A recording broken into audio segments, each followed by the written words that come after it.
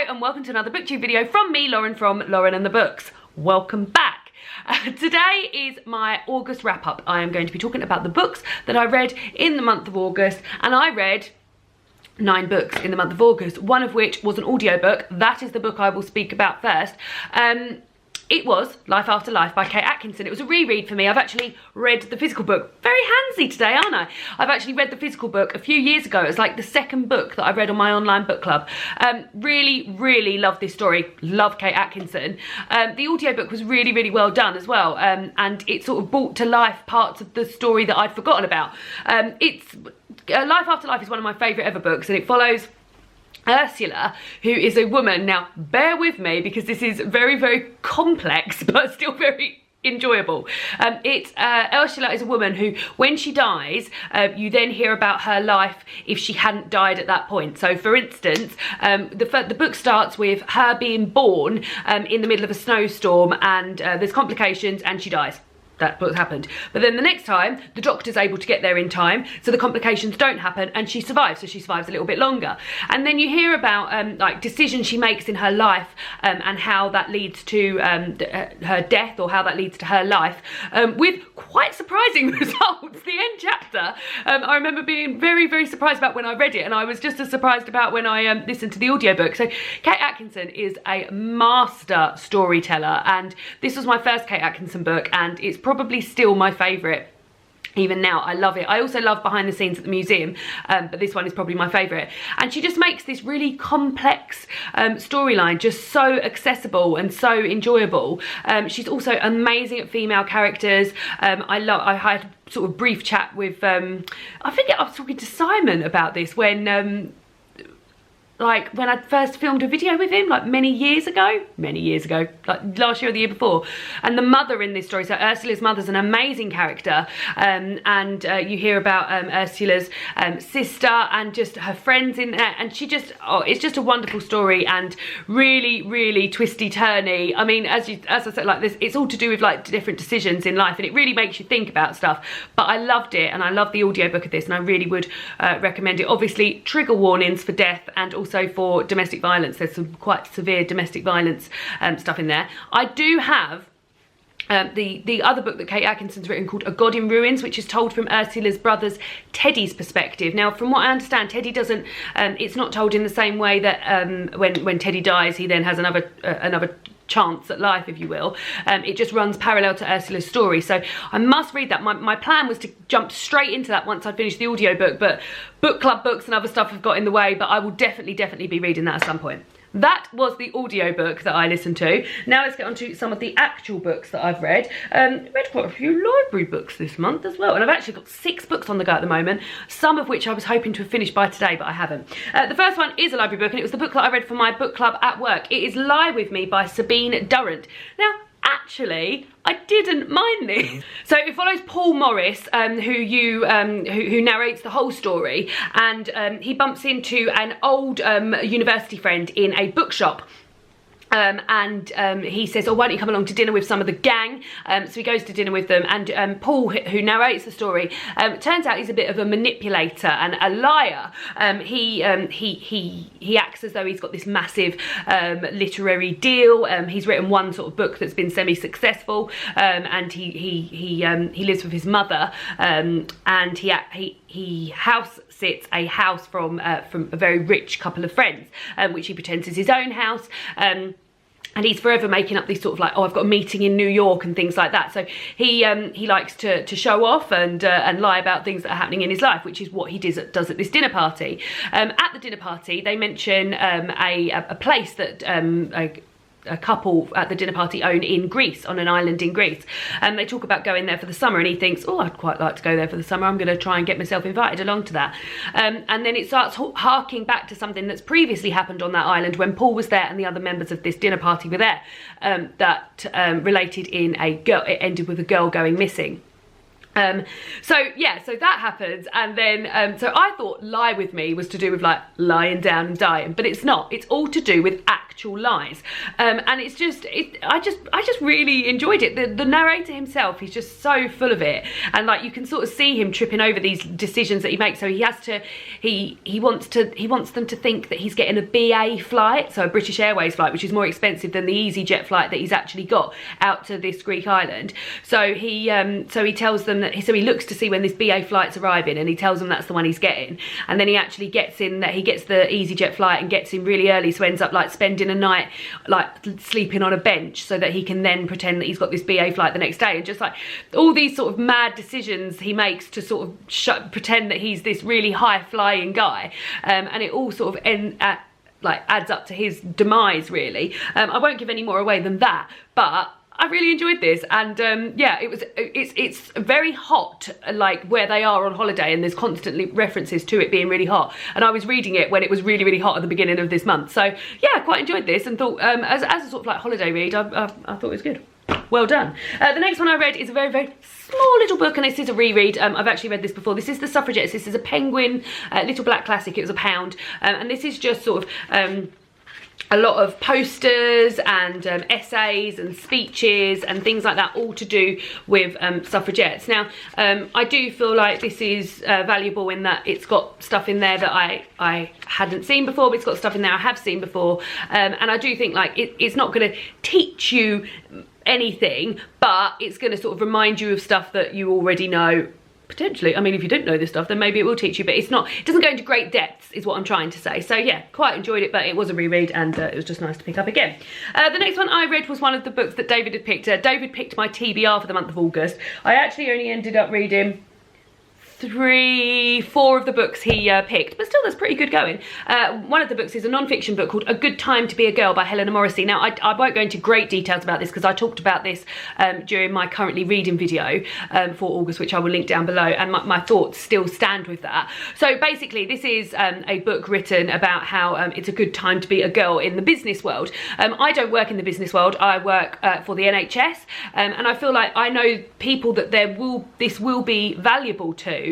But for me, I feel like the advice isn't tailored to me, but I know that there is many people that will want this and will want to be a partner in the company that they work for, etc, etc. What I did find interesting, Helena Morrissey has 9 children, and there's a section in here where you read about the points of view of her children and what it's like having a stay-at-home dad and a mother who goes out, who is the breadwinner for the family. Do I like the term breadwinner?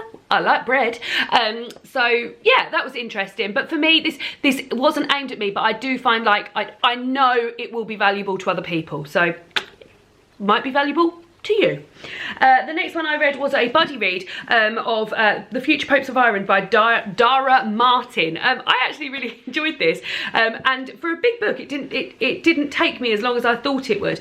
You follow the life in Ireland of a family whose mother has died, and they have got an older daughter, Peg, and then there is a set of triplets, Damien, Rosie and John Paul, and the grandmother bringing up these children wants one of those children to be the future Pope from Ireland. I really like the way it's told. It's sort of told in objects and things that were happening at the time. So for instance, box of John Player Blue cigarettes in 1997, and you hear from different points of view from the 4 children, and yeah, I feel like it went like I found myself chuckling in places, and I found myself saddened in places, and yeah, I just feel like it was very enjoyable, jaunty read, but with some serious moments in there. And there's a lot in there about the financial situation in Ireland at the time, and to do with religion.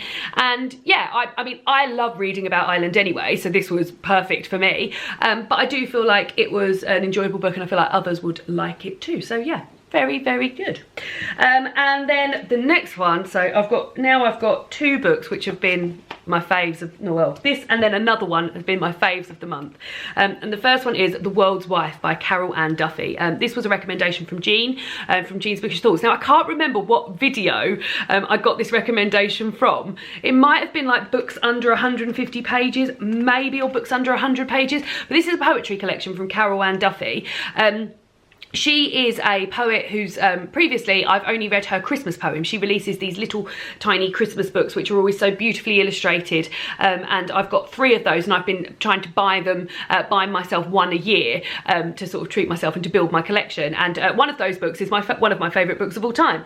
So I thought it was about high time that I read some more Carol Ann Duffy, and Jean had recommended this collection, The World's Wife, and I picked it up, and it is amazing. I absolutely loved it, and I read these stories with glee, and the language is beautiful, and the whole premise of this is that so the saying, behind every great man there is a something woman, and this follows the women in those great men's lives. So from people like, I can just flick through here, so the Devil's Wife, for instance, Mrs. Quasimodo, Delilah, Mrs. Darwin, and some of them are really sweet, short. So for instance, Mrs. Darwin's poem says, "Went to the zoo. I said to him, something about that chimpanzee over there reminds me of you." And yeah, and then some of them are long and span lots of pages. I mean, I just loved it. I just really enjoyed it. And I got this out from the library, but I'm actually gonna buy myself a copy because I feel like this is something that I will read time and time again. And yeah, really loved it. My favourite was probably the Cray sisters. So it was a retelling of the Cray twins, the 2 gangsters from London, 2 male gangsters, told from a female point of view. That was a long one that spanned, but yeah, really great, like just amazing. Wonderful, loved it, gave that 5 stars, no bother. The next one was also a recommendation from a fellow booktuber, and that was Still Like an Artist from Austin Kleon. This was from Lena Norms's channel.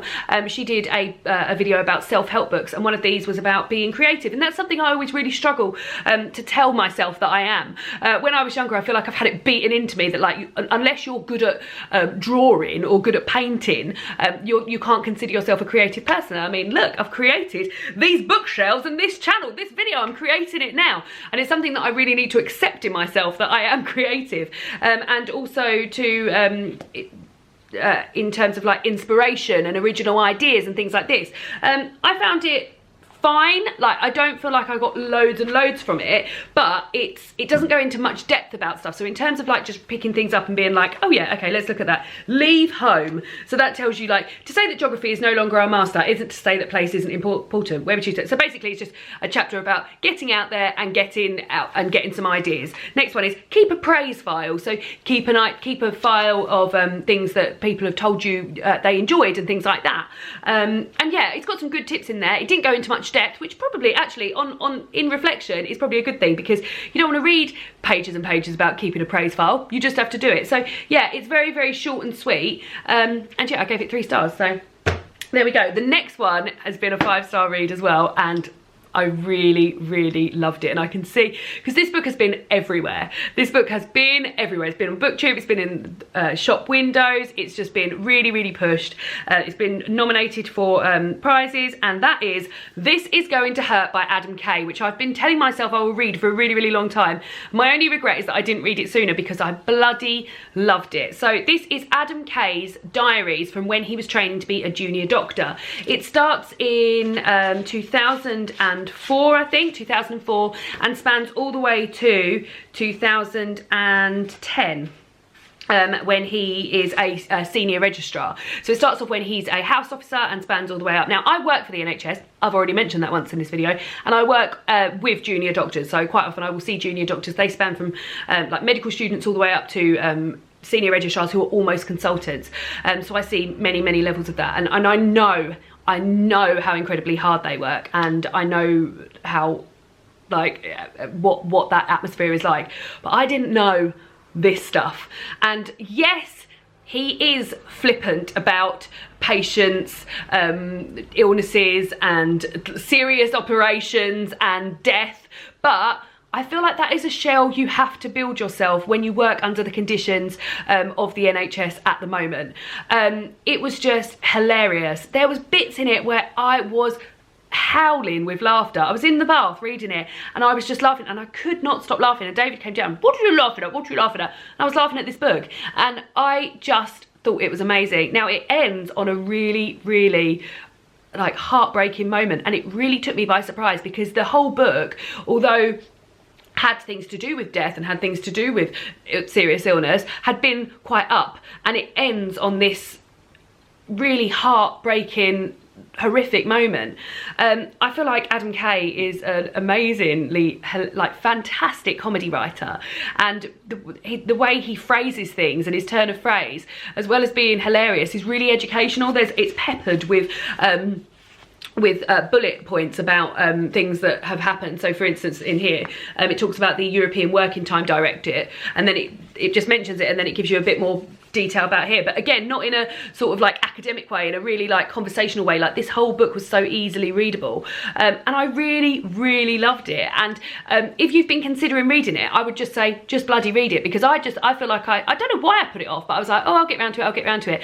But I thought it was fantastic, and I would urge people to read this, particularly the Cara, who I share an office with. I said to her, oh well, you can borrow this for when you go on holiday, and then I didn't get to finish it in time for when I go on holiday, so I will definitely be lending that to her. But I just feel like I want all people to read this, just to get an idea of what it is like working for the NHS, particularly for junior doctors. It was just, yeah. And yes, it is flippant, and yes, I will say it comes with a lot of sort of like trigger warnings in terms of death and illness and blood and guts and all sorts, but it was so funny. It was so funny and so important. So yeah, amazing job, 5 stars. Bloody loved it. The last one I read was a 4-star book, which I was very surprised about, because like sometimes you just don't think books are going to be as good as you think they are. And that was Eating by Nigella Lawson. So this is one of the vintage minis. They've got a whole range of these about all sorts of different things.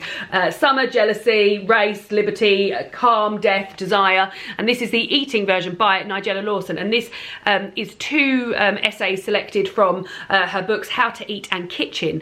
And I didn't realise this, but Nigella Lawson was actually a food critic, a restaurant critic, before she became a cook. Excuse me, clear my throat. And her writing is fantastic. It's really, as you would imagine, if you've seen Nigella Lawson, you won't be surprised. It's really sensual and really evocative, and everything she talks about, from like making a cheese sauce to sort of cooking a chicken. I was just like hanging off her every word, and I really enjoyed this. And I eked it out, as I had quite a few books on the go at the time, and every time I came back to it, it was really like comforting to come back to it and read a little bit more about her life and tips and tricks that she does. And I learned a few things. She's very much in love with her freezer, is Nigella Lawson. I feel like that's something I need to do with my life. So those are the books that I read in the month of August. No, it's not. No, yes, it is. Yes, the month of August. God, I don't know what day it is. Those are the books that I read in the month of August. What did you guys read in the month of August? Would be interested to hear what you've been reading. And have you read any of the books that I have mentioned? And I will see you all again soon for another BookTube video. Bye!